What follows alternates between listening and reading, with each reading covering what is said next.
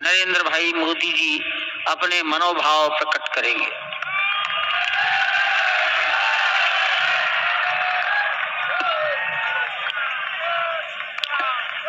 सियावर रामचंद्र की जय।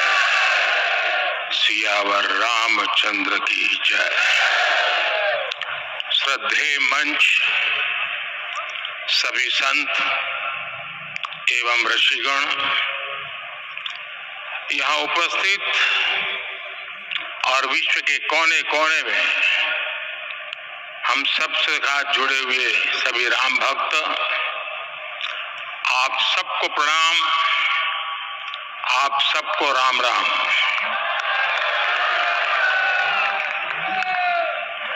आज हमारे राम आ गए हैं।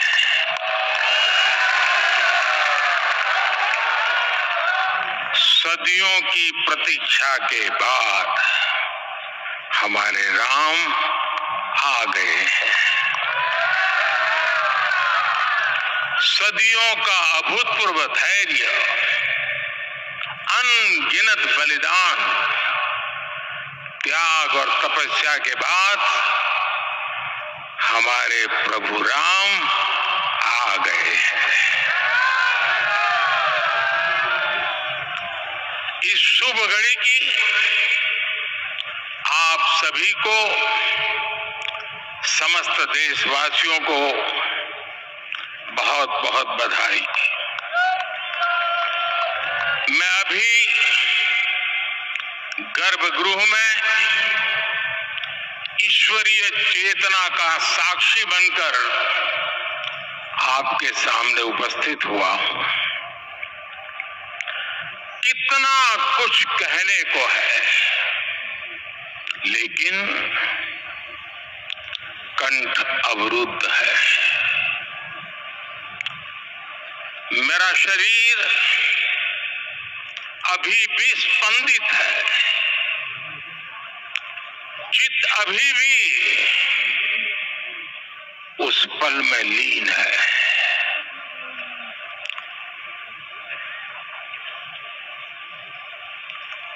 हमारे रामलला अब टेंट में नहीं रहेंगे।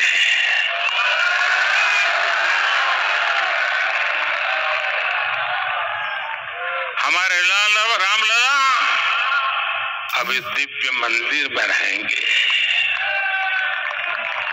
मेरा पक्का विश्वास है, अपार श्रद्धा है कि जो घटित हुआ है इसकी अनुभूति देश के, विश्व के कोने कोने में राम भक्तों को हो रही होगी।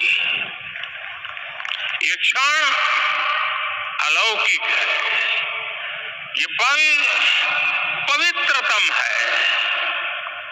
ये माहौल, ये वातावरण, ये ऊर्जा, ये घड़ी प्रभु श्री राम का हम सब पर आशीर्वाद है।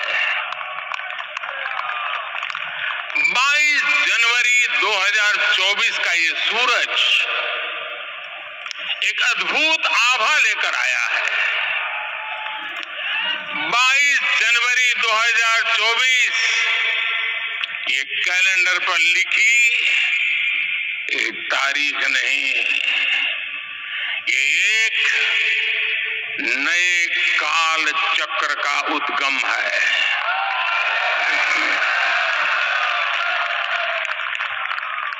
राम मंदिर के भूमि पूजन के बाद से प्रतिदिन पूरे देश में उमंग और उत्साह बढ़ता ही जा रहा है।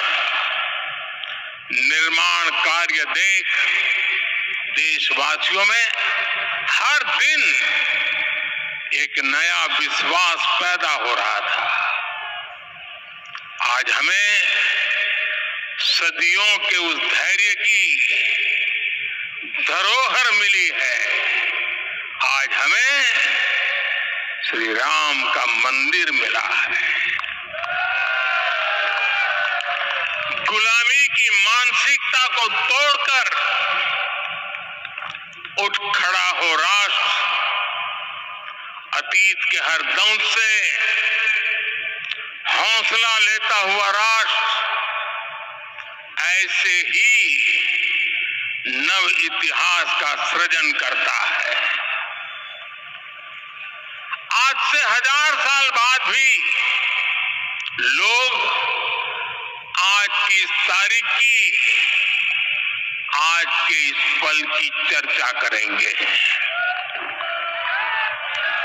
और ये कितनी बड़ी राम कृपा है कि हम सब इस पल को जी रहे हैं, इसे साक्षात घटित होते देख रहे हैं। आज दिन, दिशाएं, दिगंत सब दिव्यता से परिपूर्ण है। ये समय सामान्य समय नहीं है। ये काल के चक्र पर सर्वकालिक शाही से अंकित हो रही अमिट स्मृति रेखाएं हैं। साथियों, हम सब जानते हैं कि जहां राम का काम होता है, वहां पवन पुत्र हनुमान अवश्य विराजमान होते हैं। इसलिए मैं राम भक्त हनुमान और हनुमान गढ़ी को भी प्रणाम करता हूं। मैं माता जानकी, लक्ष्मण जी, भरत, शत्रुघ्न सबको नमन करता हूं। मैं पावन अयोध्यापुरी और पावन सरयू को भी प्रणाम करता हूं। मैं इस पल दैवीय अनुभव कर रहा हूं कि जिनके आशीर्वाद से ये महान कार्य पूरा हुआ है। वे दिव्य आत्माएं, वे दैवीय विभूतियां भी इस समय हमारे आसपास उपस्थित है। मैं इन सभी दिव्य चेतनाओं को भी कृतज्ञता पूर्वक नमन करता हूं। मैं आज प्रभु श्री राम से क्षमा याचना भी करता हूं। हमारे पुरुषार्थ, हमारे त्याग, तपस्या में कुछ तो कमी रह गई होगी कि हम इतनी सदियों तक ये कार्य कर नहीं पाए।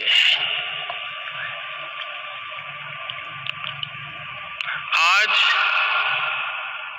वो कमी पूरी हुई है।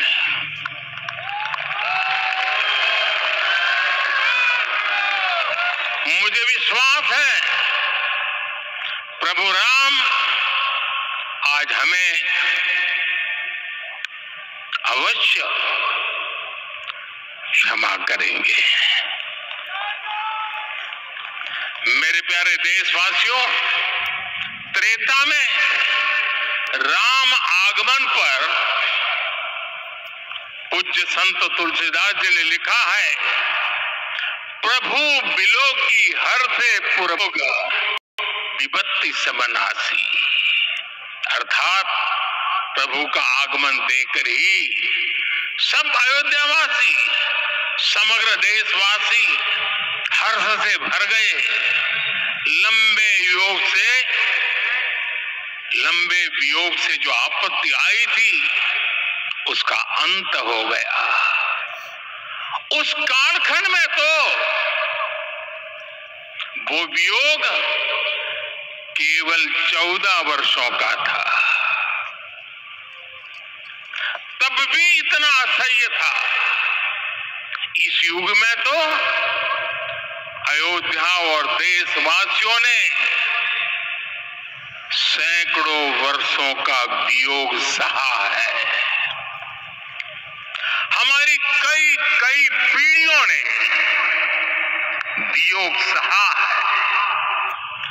भारत के तो संविधान में उसकी पहली प्रति में भगवान राम विराजमान है। संविधान के अस्तित्व में आने के बाद भी दशकों तक प्रभु श्री राम के अस्तित्व को लेकर कानूनी लड़ाई चली। मैं आभार व्यक्त करूंगा भारत की न्यायपालिका का, जिसने न्याय की लाज रख ली।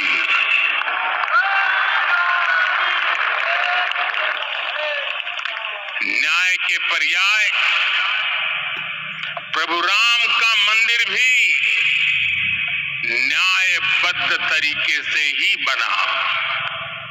साथियों, आज गांव-गांव में एक साथ कीर्तन संकीर्तन हो रहे हैं। आज मंदिरों में उत्सव हो रहे हैं, स्वच्छता अभियान चलाए जा रहे हैं। पूरा देश आज दीपावली मना रहा है। आज शाम घर घर राम ज्योति प्रज्वलित करने की तैयारी है। कल मैं श्री राम के आशीर्वाद से धनुषकोडी में राम सेतु के आरंभ बिंदु अरिचल मुनाई पर था। जिस घड़ी प्रभु राम समुद्र पार करने निकले थे, वो एक पल था जिसने काल चक्र को बदला था। उस भावमय पल को महसूस करने का मेरा ये विनम्र प्रयास था। वहां पर मैंने पुष्प वंदना की। वहां मेरे भीतर एक विश्वास जगा कि जैसे उस समय काल चक्र बदला था, उसी तरह अब काल चक्र फिर बदलेगा और शुभ दिशा में बढ़ेगा। अपने 11 दिन के व्रत अनुष्ठान के दौरान मैंने उन स्थानों का चरण स्पर्श करने का प्रयास किया जहां प्रभु राम के चरण पड़े थे। चाहे वो नासिक का पंचवटी धाम हो, केरला का पवित्र त्रिपायर मंदिर हो, आंध्र प्रदेश में लेपाक्षी हो, श्रीरंगम में रंगनाथ स्वामी मंदिर हो, रामेश्वरम में श्री रामनाथ स्वामी मंदिर हो, या फिर धनुषकोडी। मेरा सौभाग्य है कि इसी पुनीत पवित्र भाव के साथ मुझे सागर से सरयू तक की यात्रा का अवसर मिला। सागर से सरयू तक हर जगह राम नाम का वही उत्सव भाव छाया हुआ है। प्रभु राम तो भारत की आत्मा के कण कण से जुड़े हुए हैं। राम भारतवासियों के अंतर मन में विराजे हुए हैं। हम भारत में कहीं भी किसी की अंतरात्मा को छुएंगे तो इस एकत्व की अनुभूति होगी और यही भाव सब जगह मिलेगा। इससे उत्कृष्ट होने वाला है। शताब्दियों की प्रतीक्षा के बाद हम यहाँ पहुंचे हैं। हम सब ने इस युग का, इस कालखंड का इंतजार किया है।